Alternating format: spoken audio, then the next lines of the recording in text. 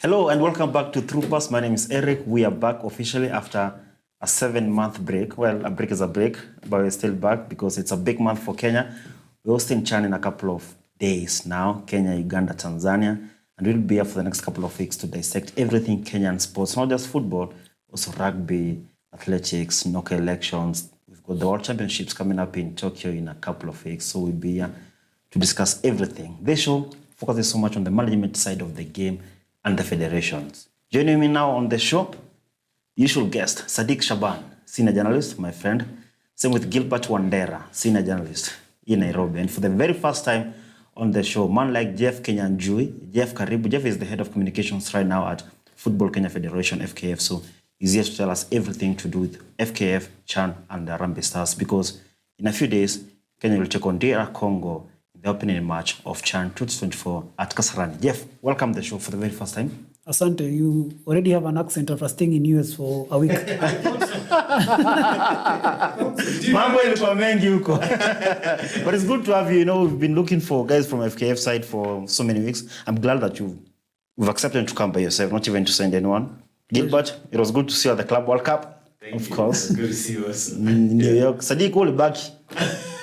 Look, the reason this show has not been on air because you finished all the money. Eric finished all the money, went to the US, and a man from the area came back with an accent. Eric, how did you introduce the show? After 7 months, did you say? I mean, listen, we're back. We've taken a break. It's a long break, but a break is a break. We're back. Let's get down to things now because we've got a lot to discuss. So, Chan 2024, Jeff, from the federation side, how ready are we for this tournament in like 5 days now? I'd say we are 100% ready. Everything is set as far as planning for the tournament is concerned. But I don't speak on behalf of the government. Yeah.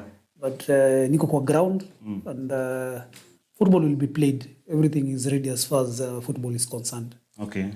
And what have you seen? We've obviously come from States a few weeks ago, a few days ago, but now we're here. We have to host our Chan. It's finally here after all the postponement. What are you feeling now? I'm actually happy.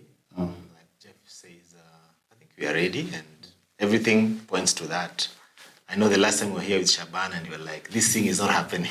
We've pressured them. They have done it wasn't happening. I heard Eric say the same thing the other day that it's happening because actually it's this morning on Citizen. Yes, so Chan is happening because he's pressured. Yeah. He's taking credit for it. I said we media. Because we pressured them. We wanted this tournament to come at home. Yeah, it's very important. yeah. So I'm happy it's happening. And let's wait and see what happens on the pitch. Yeah. Sadiq, how are you feeling about the preps right now? I am still going to wait until the kickoff to see. The kickoff is like 5 days. Actually, we're not even counting days now. For me, we're just counting hours. Yeah. Because this is finally coming home, as we would say. And the last time we were in this show, Eric, we were very blunt. And we said, as things were in February, we were not going to be ready.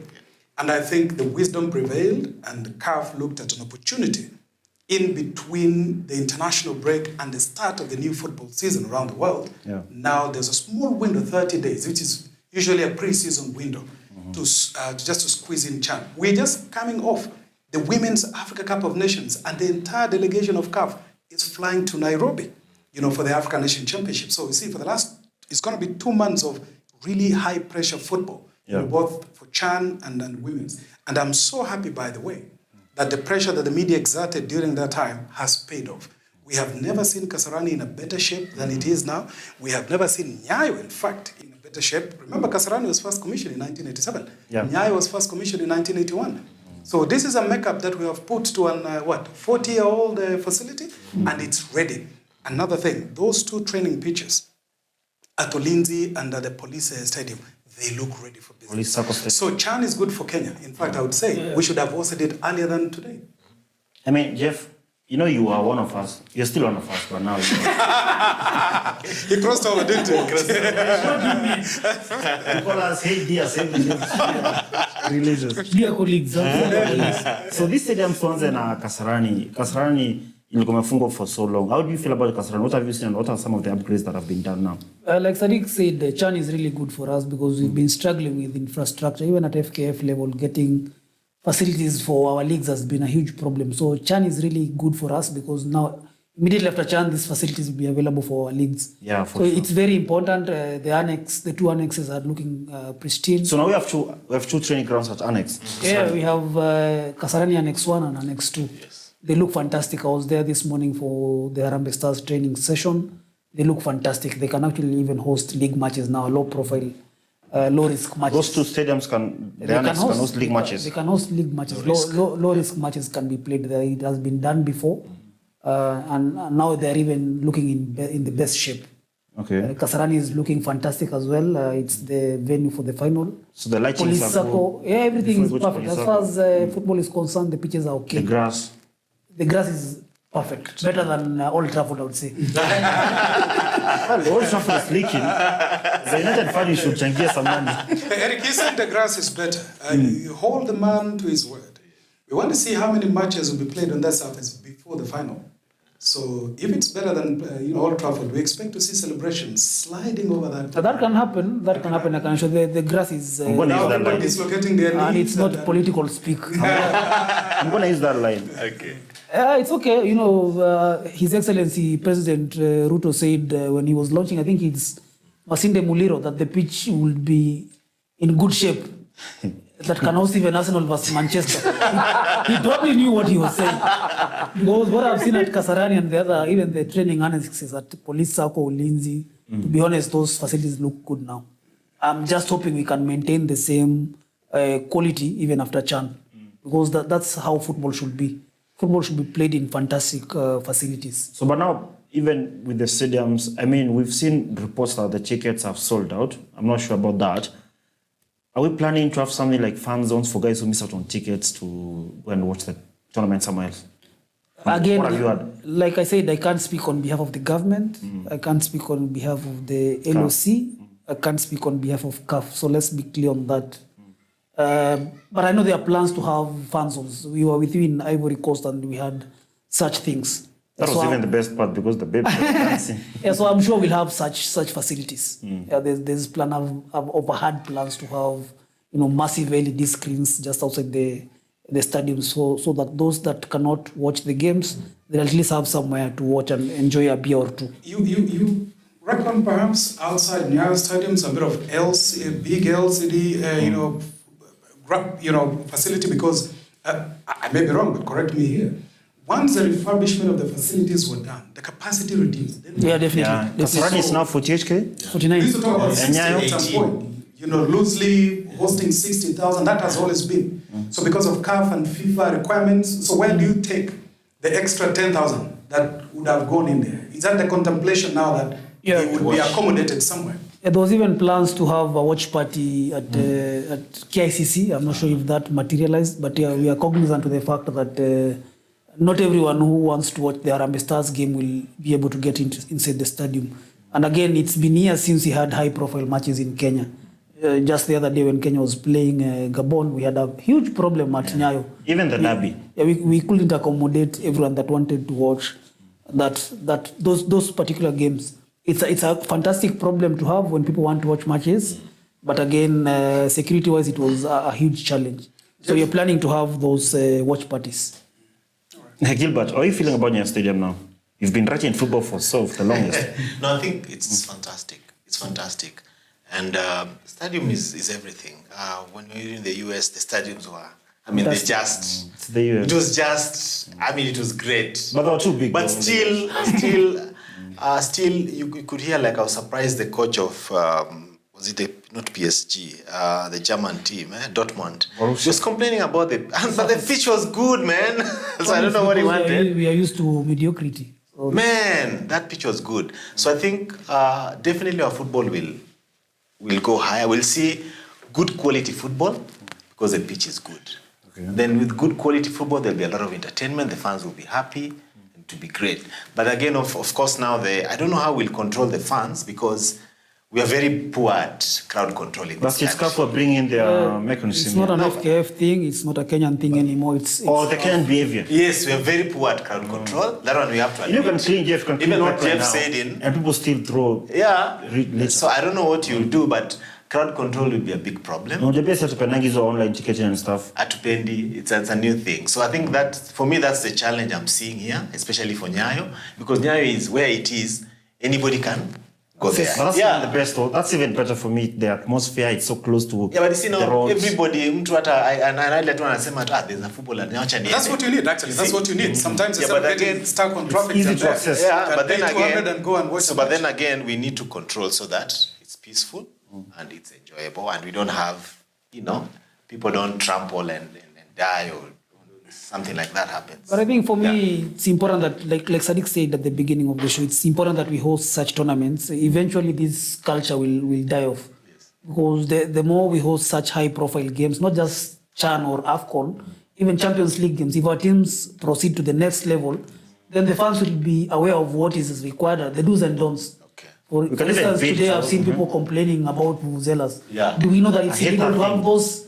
things in the stadium? Most Let's Kenyans do complain. not know. They don't know, yes, Yeah, so the more we exactly. host such high-profile games, our fans will get enlightened about such things. So I want to mention something also. I was in London in June. Yeah, traveling, I man. went to Stamford Bridge. What So are I you saw supposed to do, something people from interesting. Sao Bongo now? You keep dropping names. No, I saw something When is the last time you interesting. went to Nadora? Sao Bongo. Yes, please. I can assure you No, that. I went for a stadium tour, and one of the things I saw there, they wrote that it is an offense for you to cross and enter into the pitch. And I was like, wow, that's what we should do in Kenya. Actually, if you do that, you'll be prosecuted. But we don't know that. We just run things in So, Kenya. yeah, exactly. So I was For me, really amazed for that. the concern immediately after CHAN will be two. Number one, what does Kenya do with those stadia prior to 2027? That is a conversation that needs to happen. And who becomes now custodian? And how does a stadium regenerate revenue so that it can maintain itself? We can't just be rushing to the exchequer every other time to get that. And the proximity of Nyayo Stadium makes it even better for me. I would like to see people from around the area who can walk just from CBD. It's about 1.4 kilometers. Just to go and watch a match and stuff like that. You mentioned something about crowd control, and I was reading something on the paper. And let's be honest, it's probably a very difficult time politically in Kenya at this particular point. So every mind will have to go into ensuring that the environment does not get out of hand in terms of people want to come to the stadium and watch football. We may be having our own political differences and opinions on the side. I'm hoping that does not overshadow, this very important event. Totally. We've waited a long time to have this event. And that, by the way, should also inform CAF and the planners of 2027 about when to host the Africa Cup, Cup of Nations in 2027. We already know the elections date. August. It's Coming in in August. August. So this conversation about when Africa Cup of Nations will be held in 2027 should begin very early. I mean, if it's any consolation, we've had AFCON, like we saw in Ivory Coast, in January. Yeah. Morocco is going to host it in December. Yeah. We've had CHAN in traditional, calendar year and months in June. So those are kind of Yeah, but conversations CAF that needs we need to have. CAF needs to decide on these dates, man. We cannot be going January, Kuapa, next year we're doing Christmas. Like now, this is doing Well, I think if it's any consolation, I don't speak for CAF as well. That's a disclaimer. I don't speak for CAF. I don't speak for FIFA. Yeah, for sure. I only speak for myself. But here's the point. Here's the point. bullied by FIFA by doing some of these events. I Yeah, have it is. absolutely no authority to speak of CAF. But here's the point. I am actually breathing a sigh of relief sitting here now that the women's AFCON, which was supposed to be played last year, has been already been played this played. year. And it was almost a forgotten tournament. Yeah. And then the African Nation Championship again, which technically is at CHAN 2024, is being played in 2025. I'm just hoping we're going to wash our hands of the main tournament, the rollover, so that the AFCON in December this year in Morocco should just be the end of, Postponed tournament. postponement. Because you don't see this thing in Europe. You don't see this thing in anywhere. So I think it's a big challenge, for us in Africa. Because when we were in the US for the Club World Cup, there was the US Gold Cup. It's called Gold Cup. Yeah, Gold the Cup, AFCON, yes. It was ongoing Yeah, during it the was same time. ongoing, And I yes. think the argument was they have to postpone the AFCON in Morocco to December because of the Club World Cup. That was the point. That was a compromise. So, but the women's Euro wasn't postponed. It's just been played. Oh yeah, but this year, Actually, the final, England. It's won. an African problem. So Jeff, what is the plan now for these stadiums now after the CHAN? Because like you've said, during the leagues, we've been struggling to find stadiums. Games are kicking off at 1 p.m. on a weekday. Ideally, fans don't really get to go there. Yeah. We've been using Dandora like every match. It's gets been two overused, teams. to be honest. Overused, exactly. Itaenda kama Kampuchewe vile ilienda, Kasarano's not there. So what's the plan now for the leagues? I mean, for the league, like I said, it's a good thing that now we have facilities to host matches in fantastic facilities. So the plan is even to have now night matches, more midweek matches. We'll release the fixtures probably in the next few weeks. So yes, there's a plan to have more night matches before. Late matches. We used to have Wednesday night matches at Nyayo National Stadium, which is a fantastic idea. You know, without those matches, I don't think I'll be seated here as the head of FKF. Hey, you come from Faber, the farthest. It's everyone, not just me.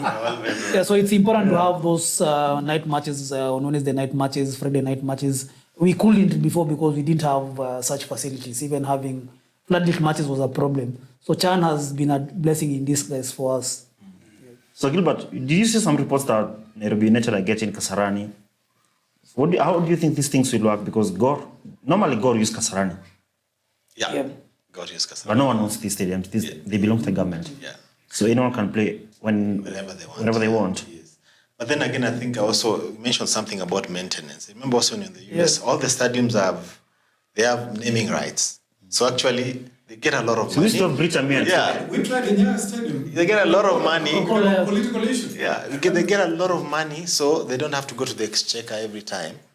Because the challenge will be to keep those stadiums in the same condition. Or even better. You know, And ensure they are not overused. Ensure they are not overused. But you're going to have national events, for example, in the same facility. Yes. You're going to have military boots stepping on the facility. You're going to have politicians celebrating national events, having those vehicles, on the tartan track. You have, religious events, people.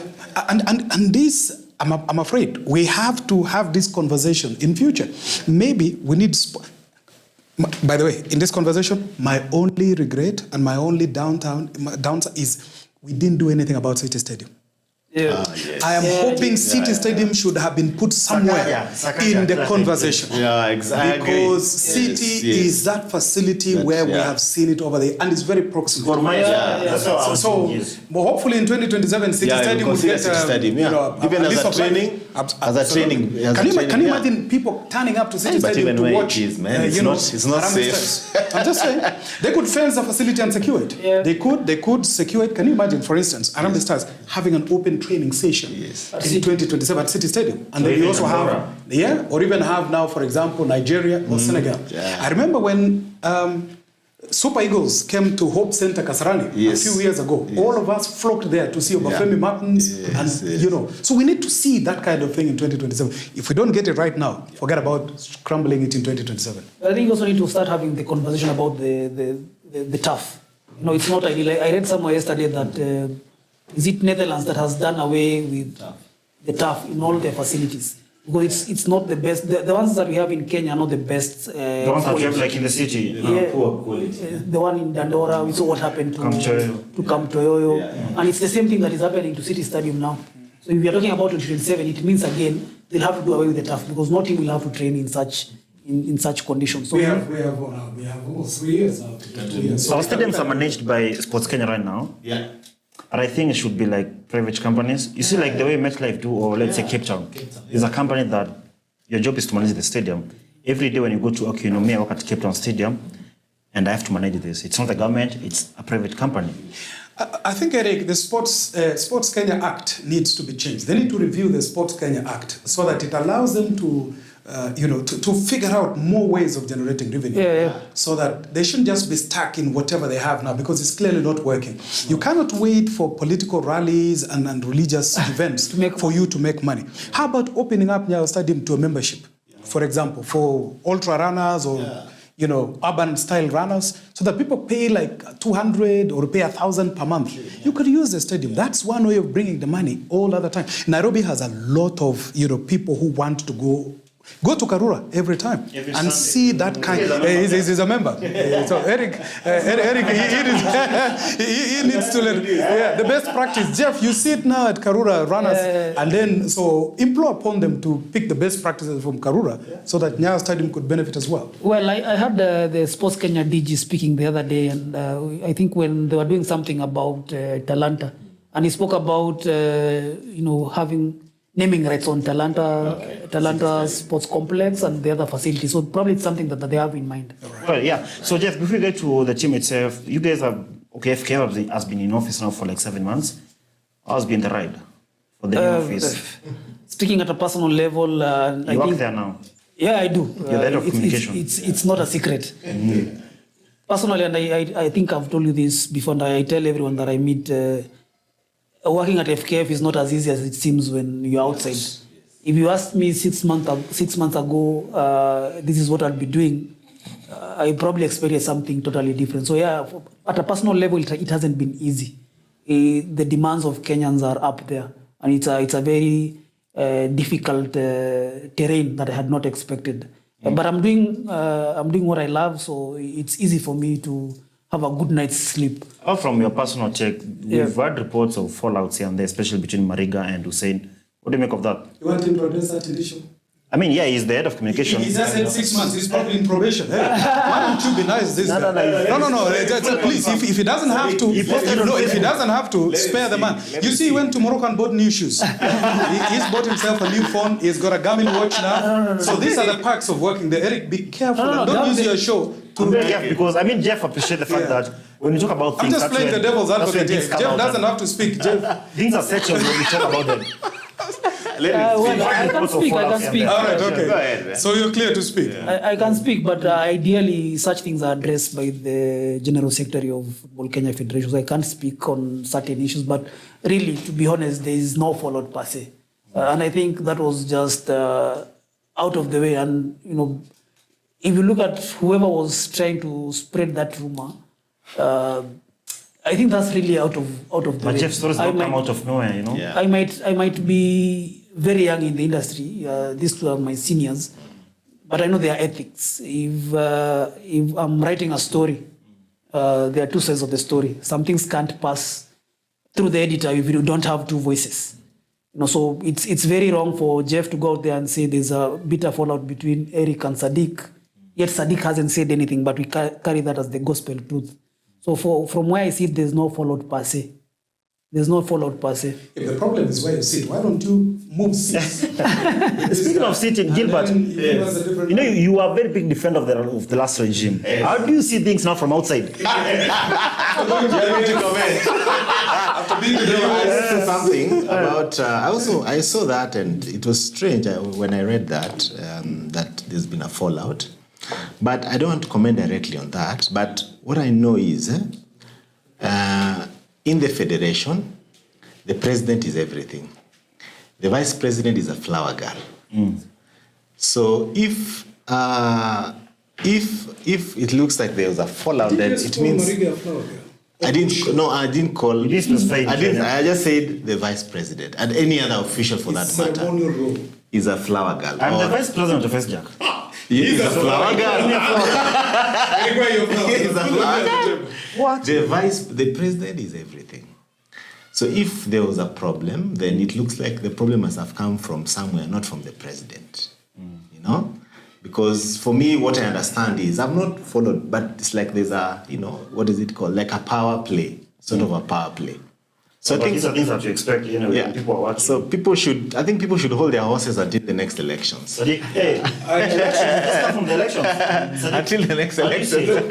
I think we all could agree that the current office has had a tremendous amount of goodwill. Yes. We haven't seen this in a long time. Yes. And I think Hussein being the man that he is, and I want to say it, and they should probably haven't said it before, that when some of us joined this profession, we used to cover the Super 8 tournament. So Hussein gave us the first opportunity to report football alongside now the National League, both leagues, the women's and the under 23 and whatnot.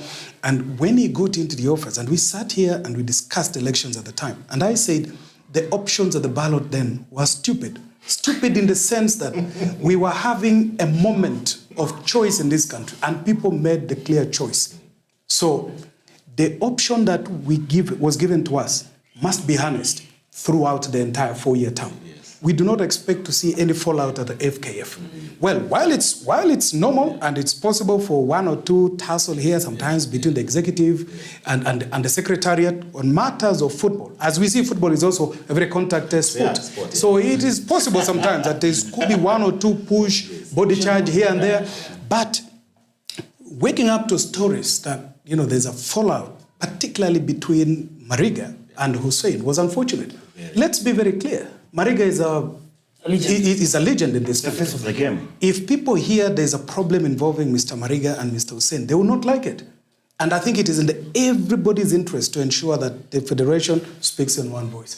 If there are issues within there, they should go and sort it out and just come up with a solution. And let me also just challenge them. If there is anybody sitting in the executive who is the source of all this problem, then he should be kicked out. Exactly. You cannot have one or two people in the executive causing problems for everyone. Exactly. So we want to leave it at that and say, let's treat it as it is now, that a rumor on the face value.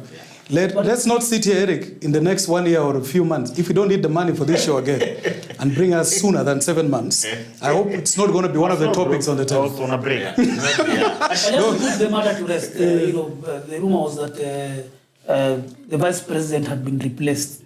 You really can't replace a vice president at FKF. What would it take? What would it take? What would it take now that we are discussing? There has to be a special general meeting. And the NEC has to... But they didn't mean literally. Probably they meant that. So the special general meeting has to be... You have to give it a notice of what, 30 days? And now for a journalist to go out there and just bluntly say that the vice president has been replaced, then really... So that SGM notice has not been given out? Where? Can you do that in secrecy? NEC hasn't sat. NEC has Never. not sat. So for a journalist, a respected journalist, I saw Eric saying the journalist has covered football it's been around for more than 20 years. For over 20 years, and that's true. And it's someone I respect. He started covering football even when I was still in high school. That's right. So for people that I respect, for people that are respected in the industry to go out there and bluntly say that a vice president of a federation has been replaced, really that is very wrong. So Jeff, just to put it in bed, what would be, for instance, hypothetically speaking, what would it take to remove anyone, say from the The executive? NEC has to sit, and there has to be a special general meeting for that to happen. So yeah, that has not happened. Yeah. So for a journalist, not a blogger, for a journalist to go out there and say such a thing, it's really not in order. And you know, most people that don't understand such thing will take that as gospel truth. Right. But for people who have covered African football, not just Kenyan football, to go out there, even actually the elections and the politics of football, these guys have covered that for a very long time, more than some of us. So for them to go out there and bluntly say that such a thing has happened, it is very wrong. Okay, Jeff, let's now get to the team now. How did I wait for this tournament? Because team management is different, and now the team, we need to play football itself. How is the team looking like? You know, I am not a coach. I know very well you cannot coach. That's a disclaimer. Yeah, but how are you feeling? I've read your match reports like for many years. Yeah, but now I sit on a different seat here. But I said the team is very much ready. There was a small problem with the Sekafa Four Nations tournament that had tried to destabilize the team. But like I said, I have just come from the training session and everything is. But I would say, I've covered, and I love covering the national team. I would say the preparations have been near perfect. And the team is looking sharp. Everything is perfect. I'm hoping we can do well against the DRC, because if we start the tournament on a positive note, then it carries us along the way. Gilbert, local players, international coach. But we've got some really good teams to play in the group. I really feel sorry for our coach, Penny. I really feel sorry for him because I think it's the first time he's really been put on the spot, and a lot is at stake. If he doesn't perform, then he's in real trouble. We're going to judge him with Chan. Yeah, of course. You know how Kenyans This was are. a senior team. No, Jeff. I think in the national team there's always pressure to perform. Yeah, for So whatever. if he doesn't perform, but if he does perform, then Kenyans will really embrace him. But he's had a lot of problems because a lot of players, that is pulling out. Is the transfer for a good reason, somebody wants to secure their future. That's a good reason. I even see today somebody has posted that he's called another 2 players again. So it's Michelle came from Shabana. Not Michelle, 2 others. Yeah. So I think he's really, battling what to do and how to do it. So he's in a fix. For me, I wish, if I were him, and this is a conversation I have with my friends, I wish he could have, maybe just risk and come up with a completely new team and say, let me build a team even if we lose at home. and let's have a team even with 2027. I don't understand why he still has to call players who played in 2019. Akina Masoud. That Masoud, the likes of the Farouk, Aboud. I don't know. I just feel like, because when you look at these other squads, and let's look at the other squad. Look at Morocco, that Morocco team. Look at these other squads. You will see they are very young players. Like 90% were not even. 2019 is a long time. So it's like 6 years ago. Yeah. So that is a conversation I normally have with my friends, and I feel like probably could have just brought in completely new players under 23. Even they are 23 team that went to Egypt. Yeah. So maybe could have used 90% of the players. Before we go, Sadiq, Jeff, what do you think? I don't know. That's my opinion, personal opinion, by the way. I think you know this, and before I even went to FKF, I love covering the national team. Yes. For me, Kenyan football, you're not covering Gor Mahia FC and the national team, then there's something wrong. Good. That's true. It's true. No, I'm not saying it does not like in terms of football. Which team? Shabana.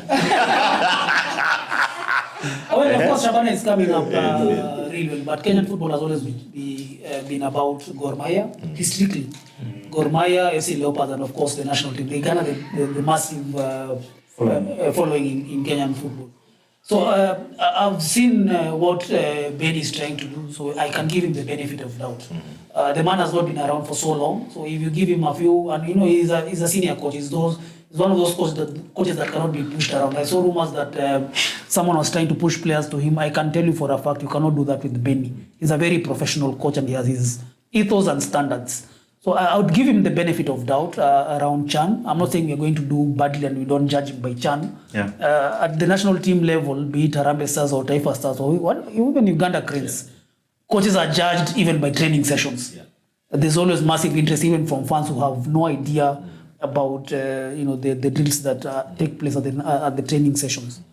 So for me, I would give him benefit of doubt. You already seen a couple of players from the under-20 side. We have Sylvester, who the coach really likes. So give him a couple of months. I'm sure by the time we are going to the qualifiers, he'll already have built his team. For now, he's still studying the players, so give him the benefit of doubt. After one year, then I'm sure we'll have a totally new national team. I'm not saying I cannot sit here and say now we need to do away with Farouk. We need to do away with a certain player. That is the coach's job. But what I know with Benny, the few months I've worked with him, he's really keen to build his own team. So he's not being pushed that you have to pick this player or that player. Those players that are in camp are players that have been approved by Benny himself. So he must have seen something in them. And Farouk is still playing in the local league and all those other players. So it means he has seen something in them. Maybe they might be old, as people like saying, but they're still playing locally. And he's the best at that particular position that Benny has picked. Yeah, we're coming to an end. Sadiq. Yeah, good luck getting Farouk Kibet out of that team. I saw the joke he made the other day. Look, I covered the African Nation Championship in 2018 in Morocco.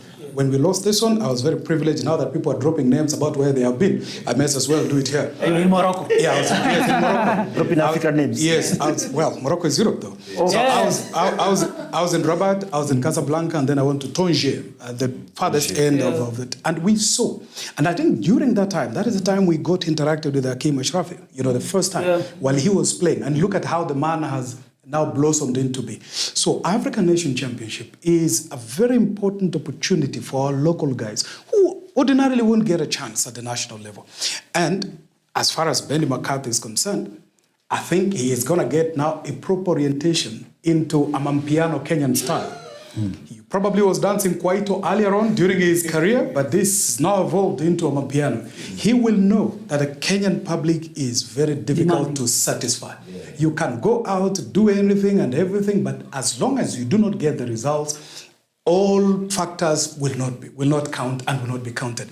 And rightfully so. You saw the Kenyan match with Gabon, how angry and hungry the fans were. They were angry at the results, but hungry with more opportunities for the national team to play such big events and such people. For example, like the players and the caliber of Gabon. So beginning with DR Congo, that Fimbo dance that we are likely to see should determine, I in hope fact, not. I hope not.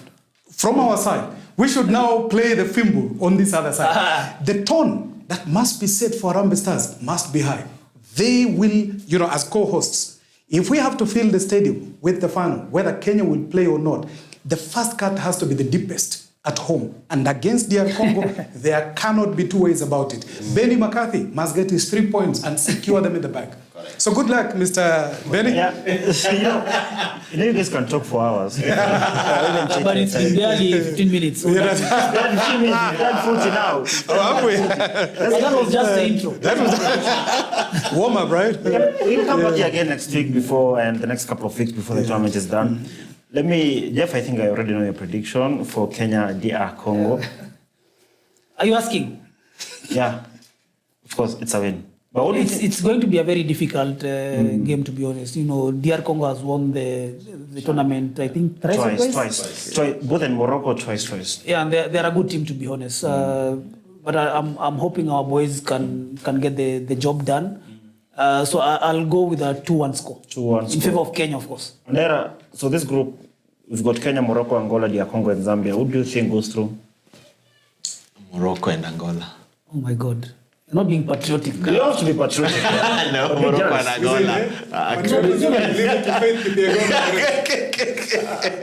You've said Kenya, Angola and Morocco. What about you? But 3 teams can go through, though. Yeah. Maybe Kenya goes through as the best loser. So you even counted. Okay. What about you, Sadiq? I am not looking at the results. I'm looking at the opportunity that Chan has given this country. While others will be focused on who wins, by what margin, who gets out of the group, the mere fact that we get a chance to host this event here, after what I had seen in 2018 and 1996, losing the Africa Cup of Nations rights, this is a moment that should build up to 2027. So whether we are going to use this Harambee Stars squad as a trial to get us to the next step that we need to be, so be it. But I think the bigger conversation is that what will Kenya have achieved by the end of this chant? We will host other teams here. We will play them. We will gauge ourselves. We'll probably go up, 1 or 2 rounds here and there. But I want the team to have learned quite a lot. By the time we end this, we want the players to have been exposed, and the building blocks must continue after this chant. So I'm not going to sit here and say 2-1, 3-0, or having those permutations. Okay, call us here. Call us back. How about that? Okay, let me say this, Eric.